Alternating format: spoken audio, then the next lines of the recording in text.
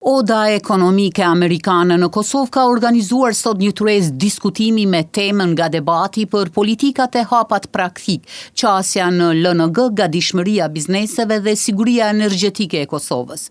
Drejtori ekzekutivi i Odës ekonomike amerikane në Kosovë, Arjan Zeka, tha se çështja e gazit amerikan është rikthyer në debat pas disa vitesh. Vitin 2021 arsyetimet madje shkonin deri në atë pikë që nuk po bëj fjalë për gaz amerikan. Zëvendës kryeministri i parë i qeverisë Republikës Kosovës po thoshte që bëhet fjalë për gaz që vjen nga Azerbajxhani edhe nga Rusia, prandaj i konsideronte si, po e citoj, budallëk diskutimet që bëheshin atkohë për çështjen e gazit. 5 vite më vonë riaktualizohet e njëjta temë prej publikimit të një policy paper, një dokumentit politikave të Odës ekonomike amerikane. 5 vite më vonë, sërish përgjigjja është jo, edhe arsyetimet kësaj radhe janë tjera, që qeveria kësaj radhe ka zgjedhur alternativa që janë më pak të kushtueshme edhe që ndoshta janë më fizibile për qytetarët e vendit.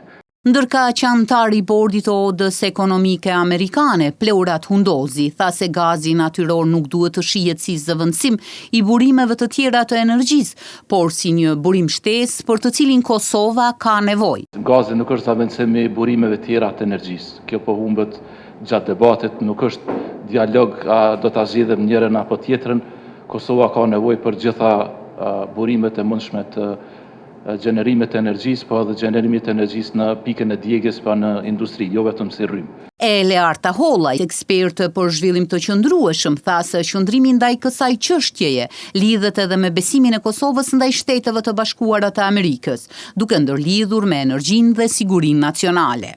Unë them që përgjigjja që japim për LNG është edhe një reflektim i asaj se sa i besojmë ne aleatit tonë më strategjik Shteteve të Bashkuara të Amerikës. Është trajtuar këto ditë me të drejtë nga njerëz që janë në këtë tërëz, duke filluar nga Laura Ndardani, Oda amerikane, kjo temë edhe nga prizna e asaj që si energjia është barabartë me sigurinë nacionale, po njëkohësisht është edhe një parametër që ka tepër rëndësinë ato se si pozicionohemi ne në aspektin gjeopolitik. Ti thuash po LNG-s në këtë pikë është në fakt një sigurim tutje i ankorimit tonë në NATO, por njëkohësisht mund shkojë edhe aq lart atem është edhe një ndërtim një shtyllë tjetër të sigurisë po aq së rëndësishme sa dhe prezenca e KFOR-it atemi në Kosovë. Kujtojmë se Shtetet e Bashkuara të Amerikës po e ftojnë Kosovën që t'i bashkohet projekteve rajonale të gazit natyror të lëngshëm, duke argumentuar se siguria energjetike është thelbësore për zhvillimin ekonomik dhe tërheqjen e investimeve të huaja.